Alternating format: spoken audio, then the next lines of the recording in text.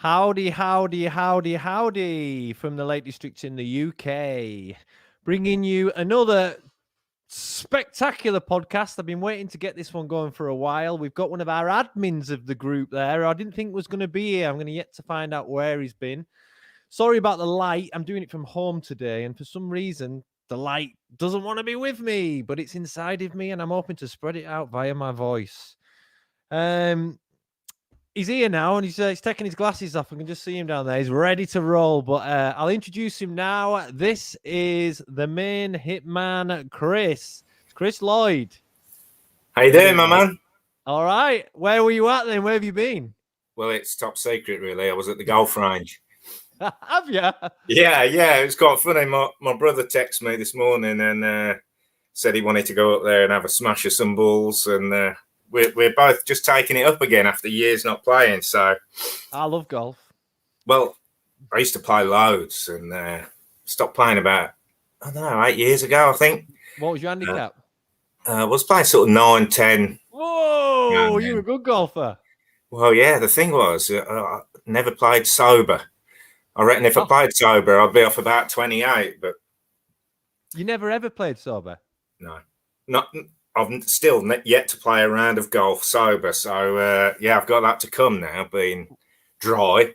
But 9 is pretty, that's discipline, because what I'm inconsistent because I'm like, woof, my mind's, I can hit pars and all that kind of thing. But sometimes I'm just not as bothered. But if I'm bothered, that's when I stop enjoying it because I'm not brilliant anyway. And it's such a game that you can be brilliant one day, the next day be like, you've never played it in your life. Yeah, it's all on the day, isn't it? It's all like, and so much depends on that first shot. You hit the first shot, man. Your head's gone. You're trying to change everything instead of just like. That's what I used to like. Used to really annoy all my mates. I used to play in the end. So like last 7 years ago to 10 years ago, I was playing once or twice a year. I'd turn up to these. Hey? You're playing well, weren't you? Well, yeah, I'd turn up to these dudes, have a few cans on the first tee, like, and then take the money, and it didn't go down too well. But it's just because I was chilled out, didn't care, There's a lot of analogies of golf to life, I like to think. So one of my things, and this is either an analogy or a really big excuse. So you make your own mind up, yeah? So what I think of it as, the great analogy of it is, so you, like you just said, hole 1, brill, par. Hole 2, first ball, ping, out of the side. Second one, ping, out the side.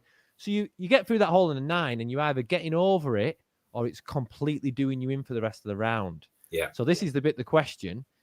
I don't let that bother me. But then because I don't let that bother me, they happen more because I'm not going into every hole like I care as much as I can because overall, I want to protect me. Yeah. It's really funny actually because, well, what's happened? Let me tell you what's happened is I gave up playing. I can't remember, but so my youngest lad is 9, and I think he was very, very young when I stopped. And I was just like, I used to play a Saturday or a Sunday every now and then, but it's like 5 or 6 hours. Yeah. It's like 4 or 5 hours to play. A few beers afterwards. It takes the whole day. I mean, you got kids. It's just that's not what I wanted to do. So I just stopped playing altogether, really. And what happened was my stepbrother, who I haven't really seen for years, he had family, I had family. We never fell out or anything. We just hardly ever saw each other. Yeah, that's what happened. Yeah. Yeah, just before Christmas just gone, he texted me and he said, I've asked my fiance to buy me a 3-wood for Christmas. He says, I'm thinking of taking up golf again. And he used to play more recently than me, but he stopped playing as well. And I thought, he was like, do you fancy playing? Now, him and I were best mates for years and years. He's my stepbrother. We never grew up together in the same house. Yeah. But we were really good, close mates. When you say he's stepbrother, then, so he's generically this. Is he one sibling, one parent the same? His dad married my mum. Right. Okay. Right. Okay, so we haven't got by blood the same parent at all, but his dad married my mum and brought me up. So his real dad is my stepdad. Okay, yeah. But because, and he was like, fancy playing golf. And I thought, I hadn't really thought about taking up golf again.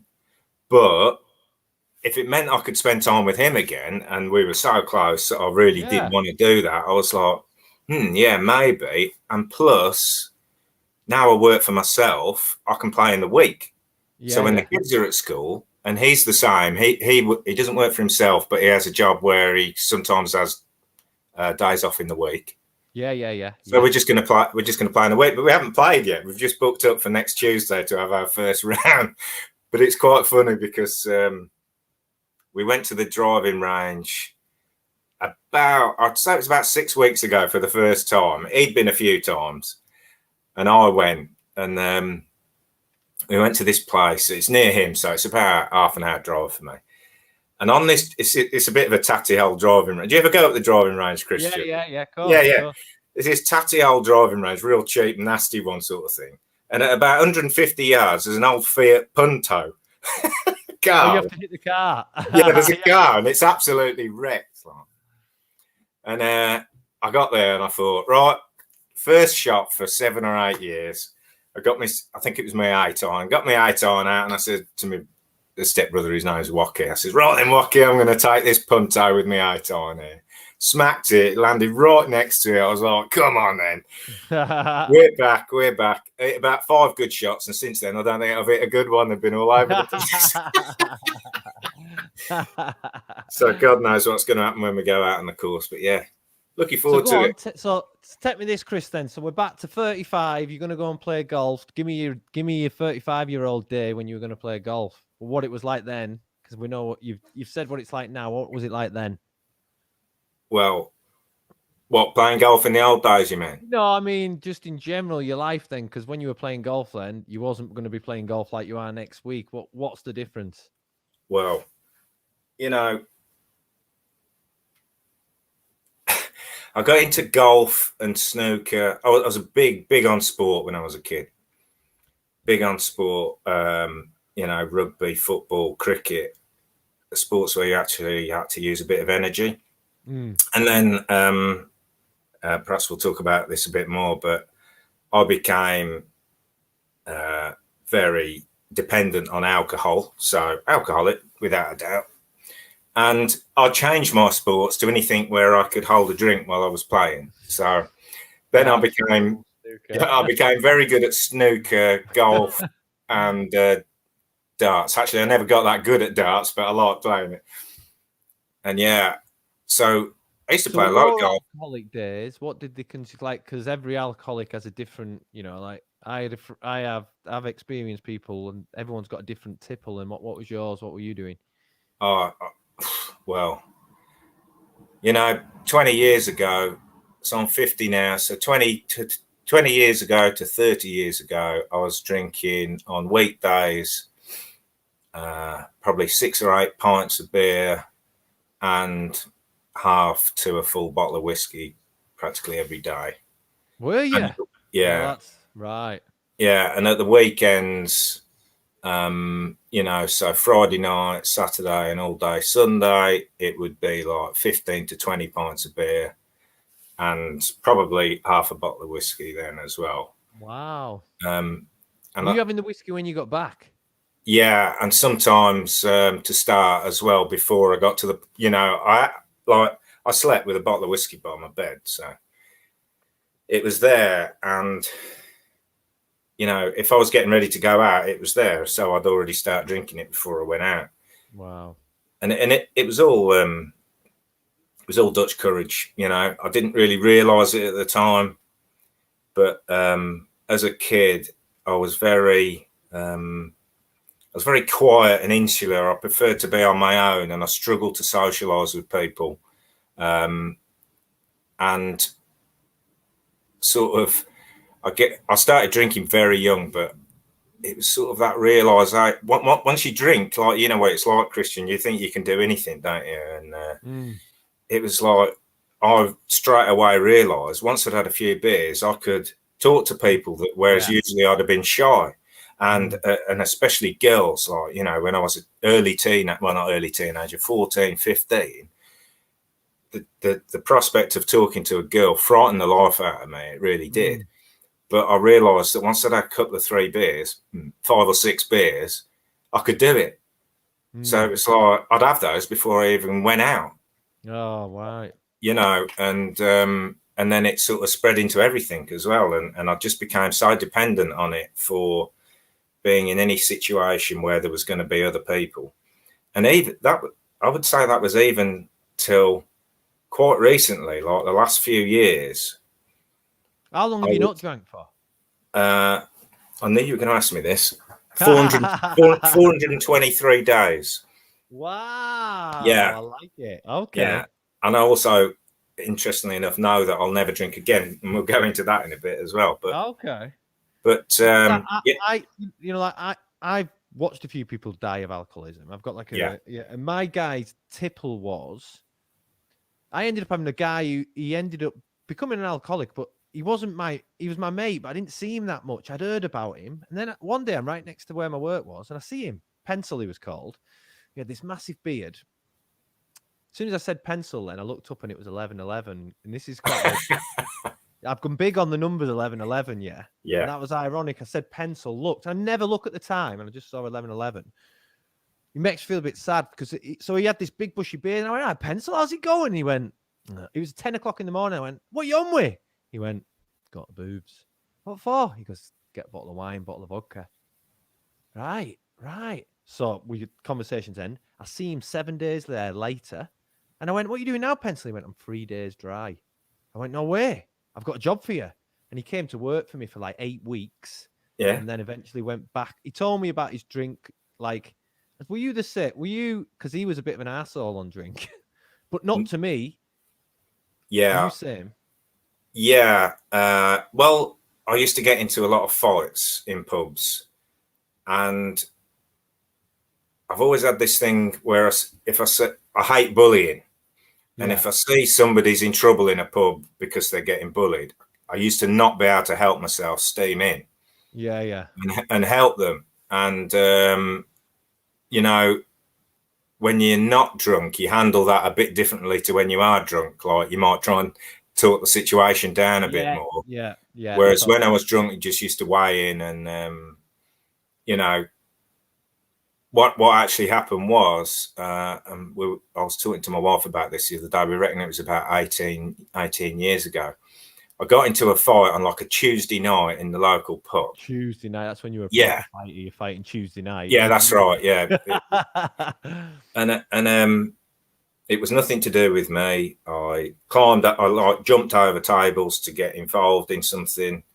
And I sort of, and one of the people involved, I didn't realize at the time was somebody I knew well. And it broke up very quickly. And I walked back to my friend, who I'm now married to, funnily enough. No way. Yeah. And I said to her, you know, I said, it's Tuesday night. I said, that could have got really nasty. I said, that was somebody I actually care about. And it can't go on anymore. Either I'm going to end up seriously injured, I'm going to seriously injure someone, or I'm going to end up in prison or stuff like that. Because we had quite a few incidents with the police and stuff. And, you know, she said, well, yeah, I know. You know, she'd obviously seen it quite a few times. And she said, you know, I can't help you anymore. You need to get professional help. And that was the day everything sort of started changing for me, because that's what I did. We went online. I'm trying to think if Google was invented. 400 and some days ago then? Do you know, like you said, you haven't drank for 4, was this about that time? No, so that's like a year and a half or whatever it is. It was May the 17th last year I stopped drinking. This incident was like 18 years ago. Right. Right. But that was the day. So what we did was we found a psychologist. I don't think he's a psychiatrist. I think he's a psychologist, but, you know, a professional guy. Yeah. Near where I lived. And I booked to go and speak to him about it. And that was the day things started to change for me, because that was the day I made the shift from victim, drinking, not knowing what the hell I was doing really, and just I was basically in a sort of survival mode, I would call it, where it was just like keep all the crap away with booze and gambling and all that. And that was the day I think I started trying to change and taking responsibility. Yeah. And although it took a long time, that was the turning point for me. Because Did it you was get like, better then? Because you're sort of saying you gave up drink 18 years after realizing you had a problem. So did you get better? Were you drinking less or functioning better, or just not getting in touch with your chimp a little bit more, sort of thing, as it went? yeah, You know? it was obviously a very gradual turnaround, but I had no desire to give up drinking at the time. Yeah. But I had the desire to give up getting in dangerous situations. Okay, interesting. And basically I think I was already starting to think, that was probably the day I admitted I was an alcoholic as well.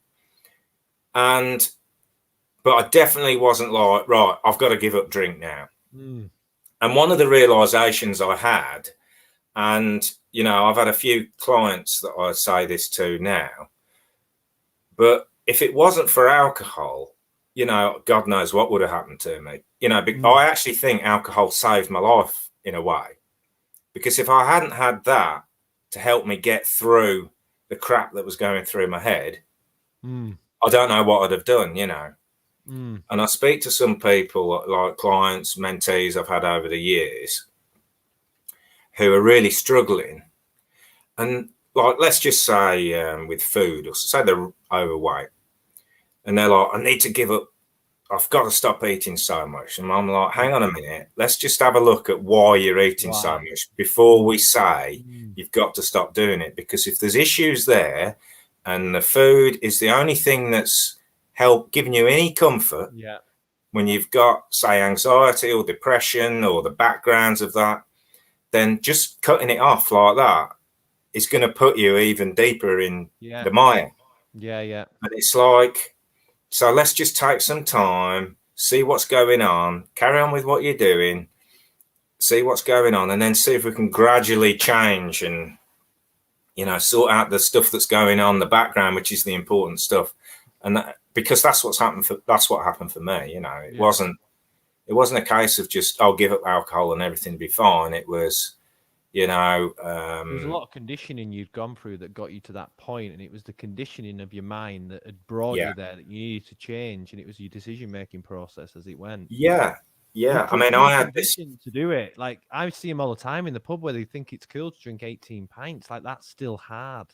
It's like, you can drink that, lad. I know you had 18 on Saturday, and I'm thinking, yeah, loser. And they're thinking it's cool. Because it's conditioning of the mind what to say. But you're from a generation, like my generation's still in it. But you talk to youngsters, they're not on about going drinking all the time now. That maybe they're getting off the tits on drugs and whatnot. But your generation and mine was all about going to the pub, wasn't it, and drinking. Yeah. Well, I sort of have to talk about this because it helps other people, but I don't really like to talk about it. But when I was a kid, when I was at like the little school, I did well. I was really good at maths and I was really good at spelling. And then I went to a, private school. And my mum and my stepdad had really high expectations, or they wanted me to do really well at school, and there was a lot of pressure on me to do really well at school. But once I moved into secondary school and had to listen to the teacher at the front of the class talking about history and geography, I couldn't keep up with them at all. I really struggled to learn from a teacher just blasting you with information. And basically by the time they were on the second sentence, I'd shut down. It was like just too much information. And since then, I've learned I'm probably on the autism spectrum, but I'm not bothered about that because it doesn't really affect me in any way. But I really, really struggled at senior school. And it was tough because my parents had really high expectations, Yeah. and it was important to them that I got a good job and got good qualifications to get a good job and went to university. And it was pretty apparent to me within, the first year of senior school that just wasn't going to happen. Yeah. I just found it too hard. And what gradually happened was, I sort of had 6 years at senior school of them saying, you're lazy, or you just feel stupid, really. I was bottom of the you to yeah, feel I was like you were bottom of lazy. the class in everything, except for maths. And it's just like couldn't get approval from my parents. I mean, my stepdad, you used to get your report and they had to sign it in those days, and you took it back in the next day. He scrumpled it up and threw it on the fire, opened fire, and I had to go into school the next day and say, well, my dad threw it on the fire. They phoned him up and he started saying, well, we pay for his education, you shouldn't be sending him home with a report. It was like embarrassing, and it was a nightmare, really. And I just had a long period of feeling like that kind of worthless, that I couldn't get approval from my parents because I wasn't getting the results that they wanted me to get. I felt stupid. And the thing was, because I was good at maths naturally, I still love numbers. Yeah. There was always this like, well, you're obviously intelligent, so you must be lazy. Yeah. And it wasn't the case, really. Although I didn't understand it myself either, and I'd try and learn, and I couldn't keep up with the rest of the class. And I just thought, I'm obviously stupid, like I'm just thick or whatever. But there was always this like, well, how come I'm so good at maths, Yeah. Put me near it. Youngsters are barraged with ways to think and feel, and teachers can often say things, especially when in your generation, you could get away with a lot more what they said. Obviously, that's got tighter. But the implications of what we say to people, that self-fulfilling prophecy that we give them by implanting in their brain that they're this and they're that, has monumental effects. And that's more apparent now. Teachers aren't allowed to call you lazy anymore. Yeah, it's interesting you should say that, because I don't know, about 5 years ago, my mum was clearing out some stuff at her house, and she found all my old school reports. And she started reading them, and she got really upset. And I spoke to her a couple of days later, and she was like, you really hated school, didn't you? And like, this is 30 years later, is it? Yeah, 30 years later. I'm like, was that not obvious for all those years that I absolutely hated every minute of my school, senior school especially? The thing is, so like my middle one, he doesn't love it, but then it's part of the parcel of us growing up. I mean, he doesn't want to also do the work-based thing because he doesn't like that neither. So it's like, well, what do you like? You're gonna have to establish what you like in some kind of framework. So yeah. I mean, I struggled challenging, isn't it? Well, so my mum said, "Oh, I've got these reports here, but you probably don't want them, do you?" And I said, "Oh yeah, I'll have a read of them just to see." Well, reading through them, teachers wouldn't be allowed to say the things that they said in those reports. It was like, Christopher is a problem child, He's good. In the first year of senior school, I had one teacher said, I think Christopher is going to be a long-term problem for us. And you just like, I got this one. Would not be able to say that now. My wife's a teacher. Christian needs to realise that the only loser here is himself. That's written. I can see it. I'm the same. When my mum died, I got all my reports, and you're like, where am I growing through that? Sort of. Yeah. And it obviously drives it home to you, although you don't realise it at the time. And to be fair, the teachers don't do that sort of thing now. My wife's a teacher in primary school, and we're we're the offended generation now, aren't we? So you can't say anything, but yeah, you just wouldn't get away with some of the things that were on my reports. No way. We're evolving, aren't we? We're evolving people.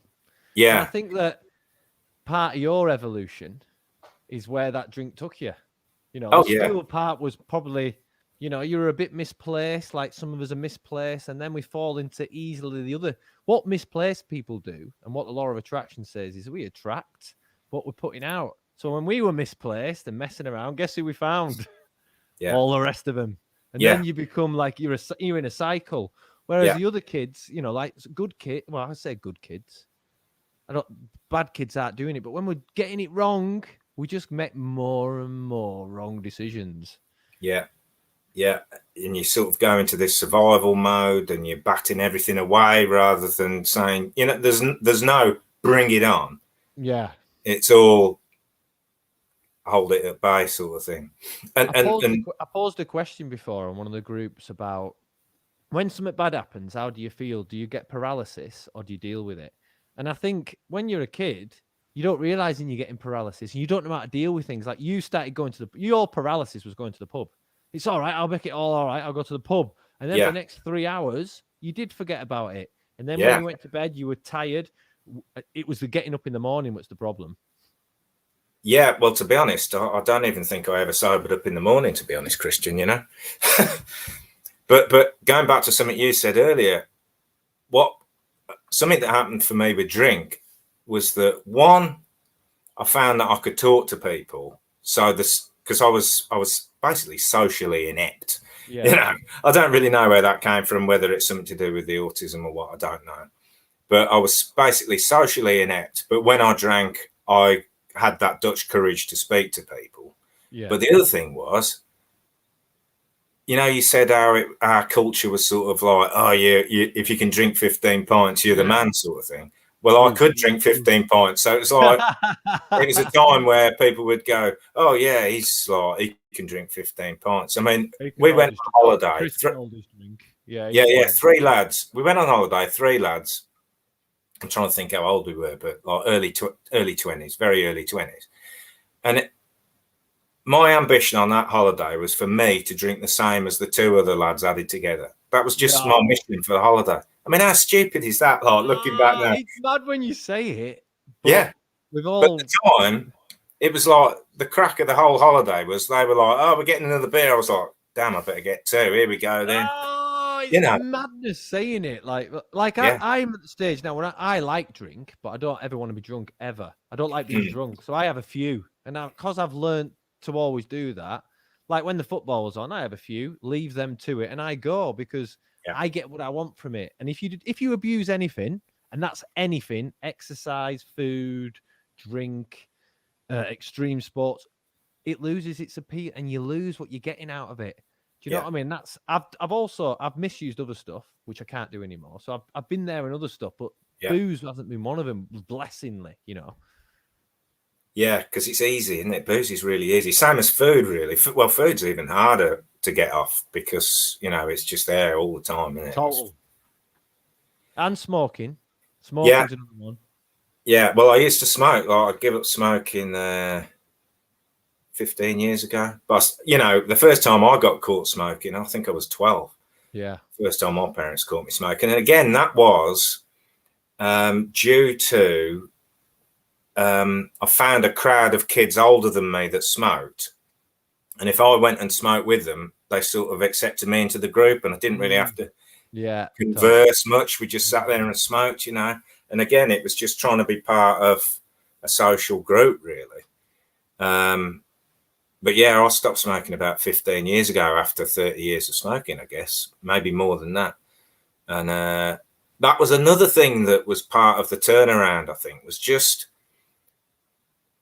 starting to realize that skills, getting the discipline that comes from moving on and getting, because I was having this about how you, like, people you work with who are stuck in a situation, when you're going to move them out of him, they're going to need a bit of discipline. And that could be discipline of actions, but discipline of thoughts and what to do with them, discipline on yourself. It does come to discipline, and that's a difference. And it was easier to smoke and drink because your discipline was, you didn't need any. You could divert it. But when you say, right, did you give up like that in the smoking? Yeah. Just like that? Well, no, actually, no. I tried to give up many, many times and couldn't. But the time I did give up, it was like that. And it was from Alan Carr's book, Stop Smoking the Easy Way. I don't know if you've heard of that. It's a I've heard of it, yeah, very famous book. And, you know, it basically convinces you that it's a mindset issue, you know, and that you've basically been conned into believing it's impossible to give up and you're not capable of giving up and you're not going to enjoy same as drink, really. You're not going to be able to enjoy yourself unless you've got a cigarette in your hand. Because remember, smoking was different then as well. Everyone was smoking. Everyone. But it was in the pubs, you know, and everything, you know, people smoked at home, on buses, on planes even. Like, so I saw that in a Facebook. I know.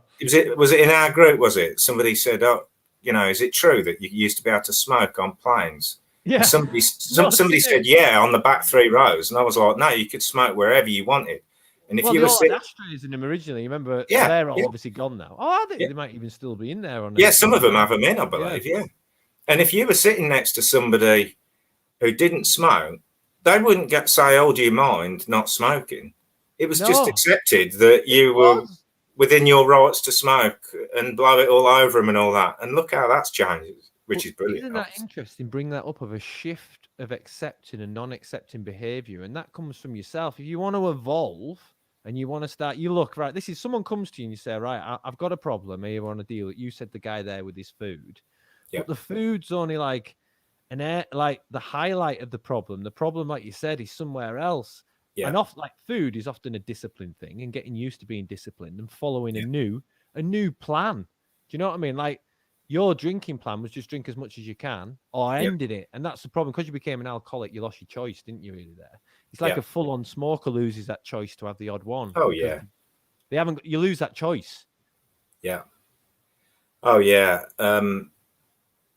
What I kind of learned, which probably started with the Alan Carr smoking thing, but when I started to turn my life around, before that, I'd always thought that my self-worth was related to my job or my qualifications. You know, that was how I was brought up. I went to a private school where that was drilled into you big time, you know, and I remember, I think it was one of my parents saying to me, well, if you don't sort your life out, you're going to end up a dustman. And they wanted me to be an accountant because I was good at numbers. And they were like, you want to be an accountant? And I actually met an accountant when I was quite young that was sort of set up by my parents to see what the job was like. And this person sat in an office for like 9 hours a day, crunching numbers and stuff. And I was like, are you insane? There's just no way I want to do that. And then the answer was, well, if you don't book your ideas up, you're going to end up being a dustman. Well, I happen to know 3 dustmen, I think it was, and they were having the time of their life. They were going to work early in the morning, finishing at 1 o'clock, going and having a few beers, playing golf, whatever. And I was like, that looks ace. Yeah. Like, compared to being stuck in an office, it just looked fantastic. But what I learned then... Everyone has a different perspective on that, though, don't they? It's perspective, isn't it? I think that's the key to everything in life is perspective. That after a bit, you start realizing, I only want to please me and not your perspective. I want to please mine. And do you know what? I've got a mate who's a bin man. He absolutely loves it. You don't get that early finish anymore. You do finish at 3, but not a... He loves it. He loves his job. He loves it. And that's perspective. That's what he loves, and it's happiness, where I'm the same, being in an office on an account. No, not for me, Brian. No way. No, and this is the sort of thing, is that so many people are living a life based on someone else's expectations. Yes, totally. And that's where I was. I had no self-worth because I wasn't living up to the expectations of my school and probably my parents. And, you know, you just feel crap about that. That's not good for a kid to be feeling that all the time, you know, and that you're always in trouble and you're never getting the results that you're supposed to get. And if you don't do this, then you're out of favor, you know. And my stepdad, he was, I think abusive is a bit too hard of a word, but he was psychologically manipulative. And I think it's quite abusive. Yeah, abusive is the right word, to be honest. It's psychological abuse. I was just thinking they're quite as similar. Yeah. Like, I haven't spoken to him for 30 years, but my half brother still sees him a lot, and well, obviously still sees him a lot, and so I don't like to slight him too much because it's not fair on my brothers. But Yeah. But yeah, like if I didn't do well, he just like wouldn't talk to you for 3 months, and you're walking around a house where you're frightened to do anything and stuff. It was. I've got to be honest. You made me think of something then about my own son. I was guilty of that once, and that was maybe only 7 years ago. But with my first son, you just did it I wanted him to go to uni. So I was like, you do well at school, you go to uni.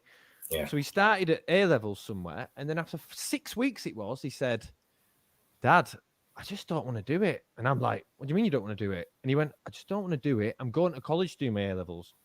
He did me. I went, all right, that's fine, because he's still doing it. He's doing it somewhere else. Yeah. I think that's respectable. So he goes to college, and then he says to me, he goes, Dad, I just don't like it. I've arranged a work-based apprenticeship, and I start next week. And I went, what in what? And it was admin, business admin. And I remember being absolutely annoyed about it because I wanted him to have my perspective.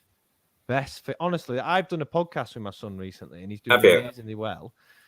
And it was just mad that what I wanted was totally wrong, because he's proved me wrong. But what I liked about it, he did it all. He didn't say I don't like it.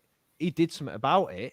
Yeah. And each time he did that 1 year base, and it taught him. I was watching him thinking, he now knows why lots of people don't like Mondays. He now knows that it's a bit stressful when you're there. That, and he's 16, 17 years, you find out about Mary, 52, what's going on with her husband. So you know about life, and he's getting on. And I'm like, wow, this is like, and now I've changed my perspective that if my kid wants to be a doctor or a teacher or something else, then you go to uni. Other than that, I want you to start work, because you're going to learn how life functions. From Mary, you'll be thinking, God, I didn't know. All I knew is that, my mum and dad argue a bit, but Mary's having some issues with her husband. And you get to, I think it's monumental, but he made his own thing. And that's, we want to be a product of what we want, and then we'll get what we want in life. Yeah. I mean, it's fair comment, isn't it? Because you sort of have your experiences in life, and you don't want your kids to make the same mistakes, sort of thing. So my parents were both from poor backgrounds. Sorry, my mum and my stepdad were both from poor backgrounds, and they did well. They both did well. Actually, they both got really good qualifications, but then they went into business in a car sales. Oh, yeah. They had a Alfa. Do you remember Alfa Romeo? Well, you still get Alfa Romeos, but they're not as popular now. They had an Alfa Romeo dealership with a 4-bay MOT service station and a petrol station. And like my stepdad, he retired at 44. Wow. But from the age of like 18 to 44, he worked 6:30 in the morning till 10 at night, 7 days a week, basically. We'd see him for Saturday afternoon fish and chips and Sunday dinner, and he'd be at work before and after. And my mum worked there, so she had a job in the local bank, but then worked at the garages afterwards. And it was like, okay, they made good from poor background. So they were like, they wanted me to do good. But they thought doing good was having a good job with lots of money. And it actually turned out that got you in the pub, money to spend, and you could become an alcoholic. Well, yeah, but like now I'm not an alcoholic. I don't smoke, drink, or gamble anymore. Gambling was another one of my vices, but that was using my numbers to as a skill, which that was a bit naughty, really. But I forgot what I was going to say. But yeah, now I don't do any of those things. But I've like got 4 jobs, straight businesses, and I've just been down the driving range. I'm playing golf next Tuesday.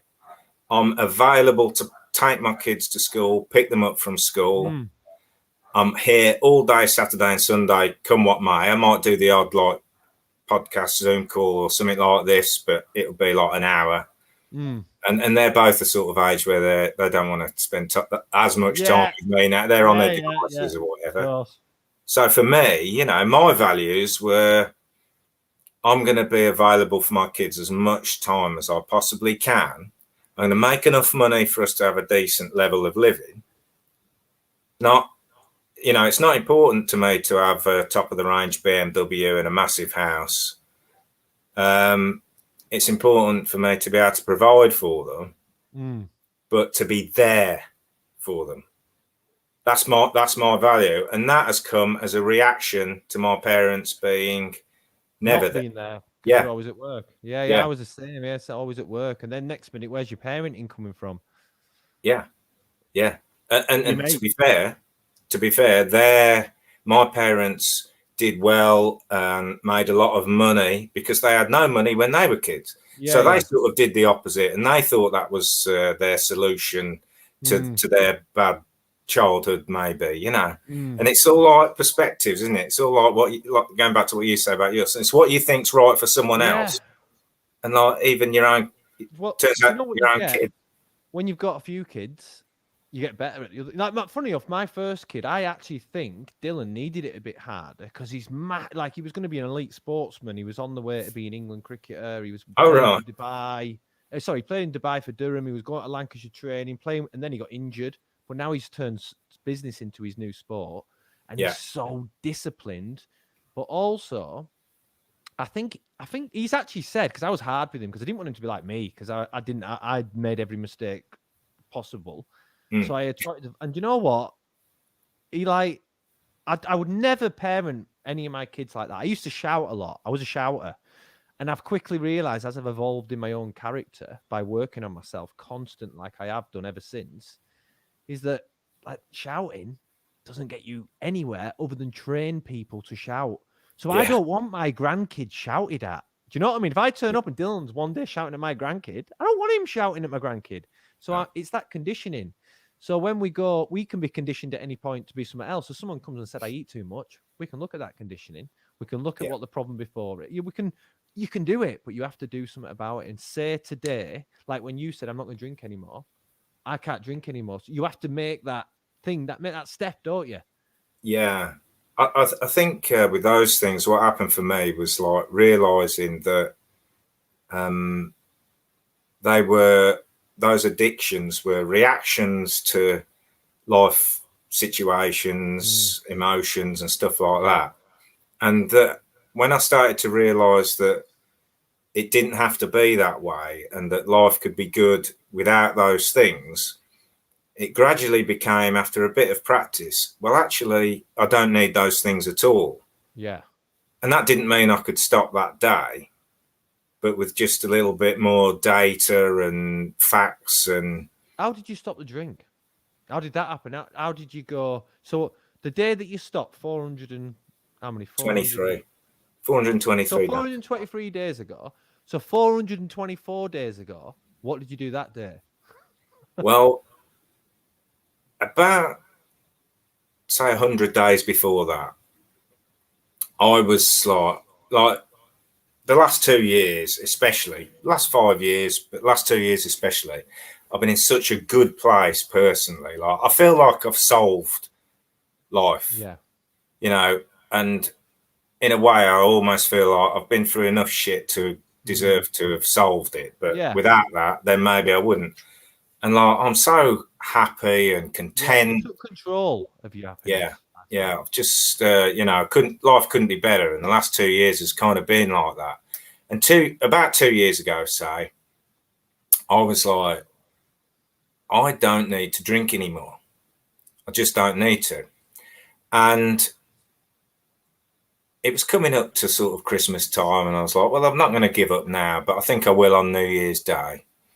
Okay. And so it came to New Year's Day, and I was like, right, I'm not going to drink. And then I think like 3 weeks after that, I passed I became qualified personal trainer, which was something I sort of did in the background. And I ended up having a drink. I was with people that were all drinking it, and I ended up having a drink. But at the time, I was like, it wasn't like 100% thing. I wasn't totally convinced that I was going to give up this time. I was just sort of seeing how it went, you Yeah. know. So I had a drink that night, and then I carried on drinking it. Not every day again. Yeah, probably every day again. And then we were in Did you? lockdown. I just can I just pull you? Did you ever not drink every day in that sequence before, or was it? Because I always have like to make sure that I don't ever think I have days off, like 3 days minimum that I have off and don't drink because I want to have Yeah. control. Did you have any of that? No, I drank every day. I like Yeah, the way you thought. yeah. No, I drank every single day, but I forget what year it was now, Christian. I think it was 2012. I did the January triathlon, and I think it was the first one. No, And it you was completed it. yeah, and I did it, and it wasn't. It was like a real. It was one of the 4 or 5 times in my life I've done something and I've been like totally shocked that I could do it. You know, again, going back to especially the sort of secondary school period, I'd got it ingrained into my head that I was a failure, that whatever I tried, I was going to screw up, you know? And then there was a few things that I've done over my life since then where I've done them and I've been like, hang on, maybe I'm not as useless as I think. What I've believed it through all the things that happened before, Yeah. what everyone told me. Yeah. And one of them was that. So it wasn't so much the being able to go without alcohol. It was like, oh, hang on a minute. I have got some discipline. I'm not just a lazy good for nothing, which is basically what I believed about myself. And I went whatever January is, 31 days without drinking. And this is when you were at your height of drinking at that time. So you were. Yeah. Well, that's pretty impressive. Yeah, actually, I was drinking every day, but I wasn't drinking the quantities I was a bit before that because my daughter was born then. And so I didn't drink quite as much, but I still drank like 5 cans every night. And on weekends, 12 pints for 3 days, sort of thing, you know. But I wasn't drinking whiskey then either. Yeah. Okay. So you were making the traction would started, had it? Yeah. And mainly just through, I'd lose my license if I got caught and stuff like that. You know, it was like, it wasn't very intelligent really, but, you know, it was like I was doing better, but it wasn't good. But you were going in the right direction, little stepping stones, making your way out. Yeah. Like I wasn't smashed all the time like I used to be. And that's what having kids does to you, I suppose. But yeah, so that was the first time I'd had a day off drinking, and the last since I was like probably 18. Wow. Like since I was drinking at school, so maybe even younger than that. But every single day without a doubt. And after that, every single day without a doubt until that time when I said, right, I'm going to see how I go without it. And then it came. So I had a few drinks going back. I sort of stopped on January the 1st, got my PT thing, had a few drinks, and then went back to drinking every day. But it was only a couple of cans on weekdays after work and what have you. Then when we were in lockdown, I started to think, yeah, I'm ready to give up. I just don't need this anymore, and I'm going to give up. And one of the good things that came out of lockdown, bloody hell. Yeah. I've got to be honest, and I feel a little bit guilty about this, but lockdown has been brilliant for me. But yeah, but you can only look at your individual world. You're not doing anything wrong by saying. Yeah, like I'm not happy with anything that's gone on, obviously, but I've actually done well out of it in a way. But I think May the 17th was the day we were having. Like everyone went out onto their front lawns for, is it VE Day or something like that? Yeah, I can't remember.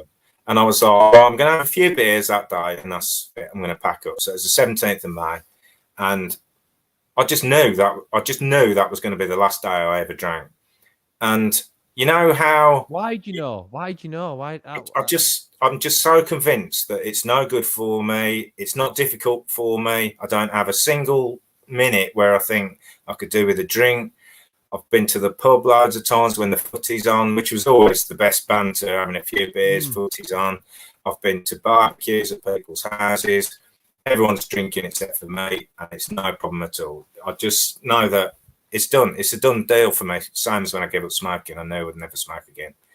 It's just so hellish discipline in the making. Undisciplined to a certain point, but now you've established discipline. Sounds like every part of your life has come together, because discipline gives us continuity, and continuity makes everything keep going, and it's all right, and keeping to new habits rather than the old habit: drinking, smoking, fighting. Now you're looking after yourself, your family, thinking about how looking out for the mind, looking out for your body, and it's nothing but good you get, but it's hard to see it when you're in the other side. Yeah. The thing is, Christian, is that I started to realize, people talk about self-care and self-love, and it's all hashtag self-care. Yeah. I don't think people really, in general, really understand how important that is. Same. And they're kind of like almost toying with it. Well, they're almost on it. They don't get consistent results because one day they'll have self-love, and the rest of the day they'll love, and they forget that self-love comes from the little tiny habits and behaviors that we do that create it. They don't just happen. You just didn't become happy because you'd been born with it, put it away for a bit, and popped it out. You started the process of gaining a place in your mind where things are working because of the things you're doing around it.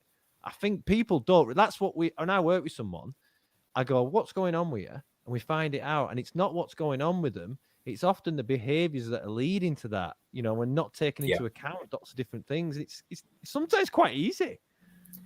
Yeah. The thing is, I think there's like this sort of guilty feeling attached to looking after yourself. Like even the word selfish comes into play. Now, selfish has sort of become, or whether it's always been, a bad word. It's like, oh, you're selfish means you don't think of other people. In fact, that's probably the definition of it now. But I really believe that for people that are struggling, and I've had quite a few clients now that have been struggling with anxiety, depression, on medication. And the first thing really that I'm trying to teach them is that they have got to be selfish. And in respect of that, they have got to understand that their own happiness is the most important thing that they need to work on. And that when they get that, someone else happy when you're not happy. Yeah, I mean, look at me now. I would say that I became, in a way, selfish, and that I became totally focused on turning my own life around and getting myself happy. And then since I've done that, the way I've been able to spread that out to other people is way more than I could have done by just cutting down drinking or just staying in some sort of survival mode. Now I'm just purely in sort of a thrive mode. I give happily, as much time as, if someone's in trouble, I give them any time that I can. I don't even have to think about it. It's just like, you won't give them time that would take away from your happiness, though, because that comes first. You won't. No, but yeah, it's almost have to happen for you to be you. You're like, I walk my dog every morning, go for that walk. I need it. It's not that I need it. My life needs it, and without it, my life's a little bit less. So if I take that out and I keep that discipline in there, and I love it, you know what I mean? I love every part of it. Yeah, I'm not giving it up. Yeah, no, you got to be selfish with it, and once you've done that, then you find that you've just got so much more to give, and you still sort of remain selfish about it in a way. I mean, one of my like, I've got this one. She's a mentee now, but she was a client, and like her sort of story is my favorite client story, because I met her in a Facebook group for losing weight. And I'd seen a couple of her comments, and she was struggling, like overweight, but the questions she was asking, I was like, she's got deeper problems than just needing to stop eating food. Like I said earlier, Yeah. it's always a result of something else. Don't just all these people on diets, they know what to do. They know how to lose weight. It's all about, this is what anyone who's big is, there's the reasons come from a mental thing about the habits that they've created, loads of habits that they're used to, and they have to start eradicating. It's like when you have that program where it says, I don't even eat that much and I'm big, I can't. So we'll just film you and have a little look then. Yeah, but I can tell you I don't eat that much. Then they filmed them for the day, and it was like, he'd convinced himself they were happening at the 11s, the 10s, and all the rest of it. Yeah. But it goes a bit further than it comes into their own personal, how they feel about themselves. And that's how they display it from there. And it's just an endless thing. And it's really finding out about this bit here. Yeah, yeah. It all comes from this bit in here. Yeah. Yeah. Well, this girl in particular, Karen, her name is, she made a comment like, oh, would anyone like to be an accountability buddy and kick my ass sort of thing? And I thought, well, she doesn't need her ass kicking at all. She needs the absolute opposite of that. But so I messaged her and I says, oh, I'm happy to help, you know. And I started chatting to her, learned a bit more about her, and then I offered to help her. And she was like, yeah, sure. So I said, right, forget dieting. Like, what are you going to do for yourself today? And she just didn't have any comprehension of what I was even talking about. And I was like, okay, write me a list of 10 things that you could do for yourself that you enjoy doing. Forget the rest of the world. And she was like, she wasn't even, she didn't understand what I was even saying. I was like, what do you like doing? She goes, well, I like having a bath with a bath bomb. I quite like going out for a walk, listening to this song, listening to that song. And I said, right, tonight you're going to go home after work, have a bath bomb, get in the bath and just spend half an hour in the bath, and you're going to call it me time. Then you're going to text me afterwards and tell me how it went. And she texted me afterwards. She was like, oh, that was brilliant. And I was like, you don't usually do anything like that, do you? And she was like, well, no, I sort of feel a bit guilty if I do something like that. I should be doing it. Yeah. Mad. And what she was doing was she kept going in for these, I can't remember, like weight loss challenges, you know, where you go and pay to be on someone's course, and it's like a. And then what you do is you're teaching yourself then to do a short-term strategy that's not a long-term habitual change. Yeah, there's so many. Yeah, mental. So many things in it.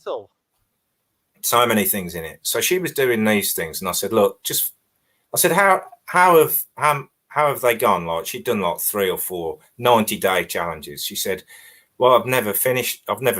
I never finished them. And I was like, right, okay.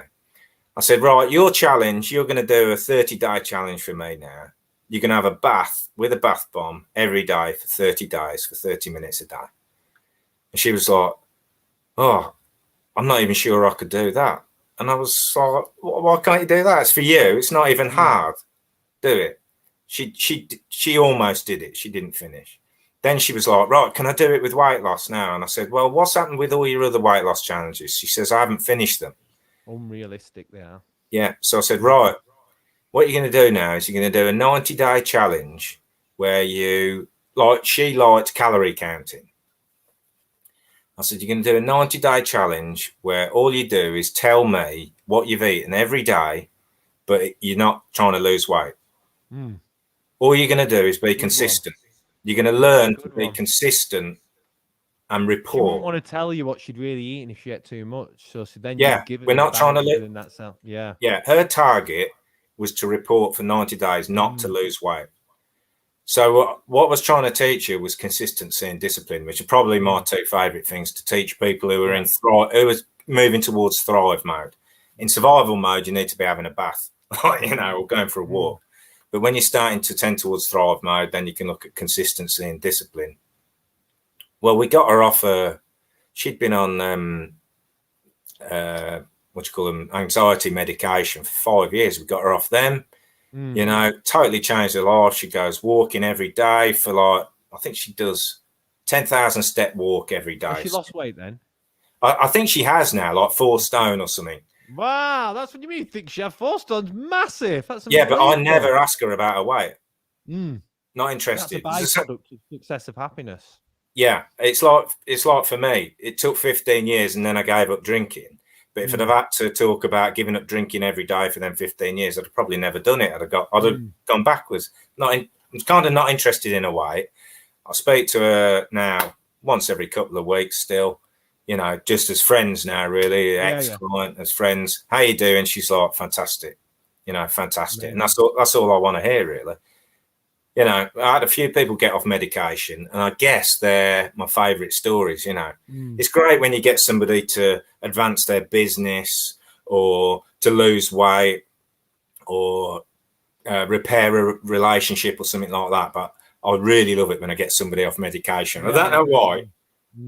I think it's because of my previous addictions.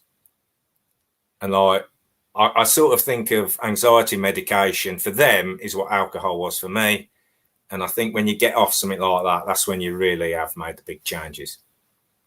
Awesome. We're finishing on that. That's a great story. Kids are going to come back soon and they'll come. Oh, yeah. That's an awesome story to finish off on there. And I think for anyone listening to it, really, you can see that it's not the goal, it's the process. And that's what you're saying. And you're right. When you didn't concentrate on losing weight and you concentrated on building you. Yeah, I think that's superb. Well done. Yeah. Excellent. Yeah. The words I would use, Christian, is it's not about the goal. It's a little bit about the journey, but it's about becoming the person who can do the journey and get the goal, becoming that person. That's what I agree. Totally agree. Yeah. Hey, Wiki, Chris, it's been absolutely brilliant. Thanks so much. Yeah, good to catch up, man. Nice one, mate. Thanks a lot. All right, mate. I'll catch you later. You take care. Cheers, Chris. Cheers, buddy. Bye, mate. Bye.